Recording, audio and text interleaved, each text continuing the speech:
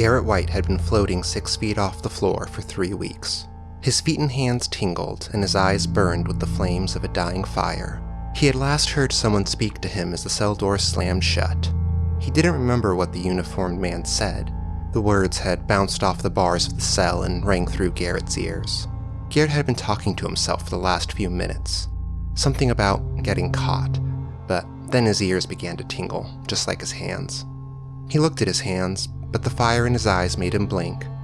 Tears came, and when he opened his eyes again, his hands had been melted into fleshy pancakes that wafted in the ripples flowing over the fire in his eyes. "Damn, Cell," he heard someone say.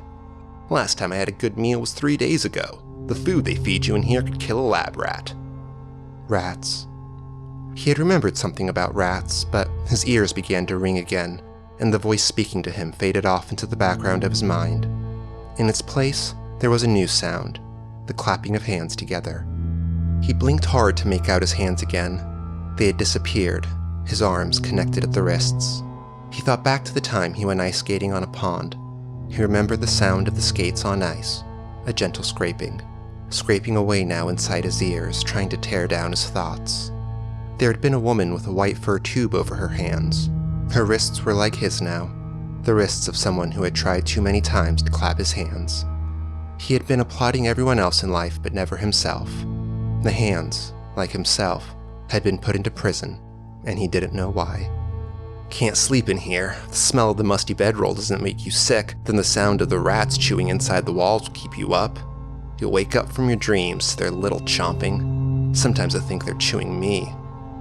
The voice was coming from inside the cell, but Gheritt couldn't see anyone. Gheritt hadn't always been alone. He could vaguely recall from somewhere inside his broken mind that there had been friends, lovers, murderers. He recalled a theory he had come up with after a bloody schoolhouse brawl. The theory was simple. At some point in time, everyone was a murderer.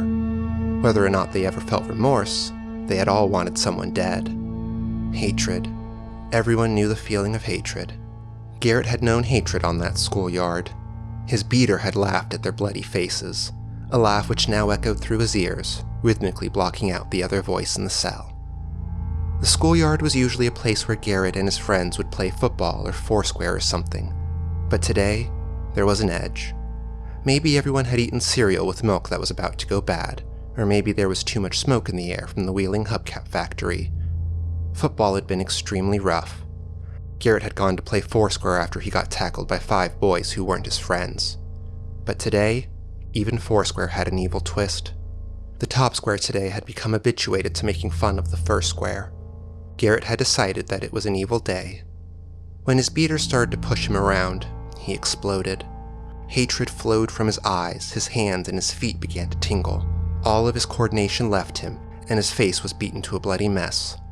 The schoolyard disciplinarian had been slow to notice the ensuing carnage, and she didn't really care anyways.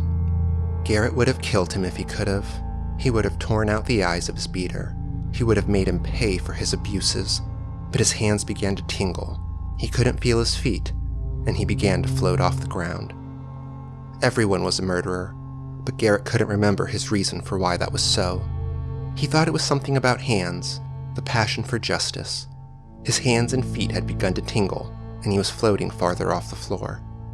He looked up from his hands, and he saw the bars of the cell, moving left and right, opening wide then closing shut like the surf coming up on a beach. Every time he thought he would be safe, the bars crested up, the opening closing, the waves rising, crashing. The result would be the same. He would never escape. The bars would crush him, break his back. He could feel the roughness of the sand under his palms. For all the motion of the waves around him, his hands had come to rest serenely on the ocean floor. His body tossed and flipped, pivoting about his hands under which he could feel the safe, coarse sand. The wave crashed one final time. He landed upside down, his hands thrown clear from the sandy bottom, the rush of water filling his ears, his nose, his mouth, the sound of crashing water cascading down from his feet to his head, penetrating his mind to tear down his thoughts. Like the sandcastle he had built to withstand the tide, his thoughts had come crashing down around him. Gheritt had a good life. So much time. So much time. He had loved swimming, turning, beating. He loved the tingle in his hands and feet, his inability to kill his nemesis. Once he had fallen down the stairs, and just for a moment his hands had come to rest on the carpet of the stairs. In that instant his body had frozen, floating over the stairs, safe from falling, but the moment didn't last. The ocean crashed about him, his hands torn free from the sandy bottom, his body flipping, falling. But now he levitated further up, his hands still tingling. He began to float through the bars. He expected the instance of safety his hands had found footing, but that moment did not come. The bars squeezed his body. His chest tingled. As he fell through his cage, his legs tingled. The fire in his eyes had become a cold wind. He blinked away tears. He tumbled through the bars, spinning and turning. He could see a man. In his hand he saw a small white rat. A pounding. The crashing waves in his ears became rhythmic, hard. The man was beating the rat against the floor. Pounding, pounding. Blood covered his hands. The man's hands tingled. He had broken them on the floor of the cell. Disciplinarian, lover, murderer. Gheritt looked back into the cell. He saw himself.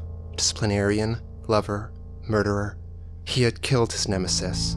The rat lay dead in his bloody hands. At last, he held the throat of his beater. He escaped into the waves. The waves.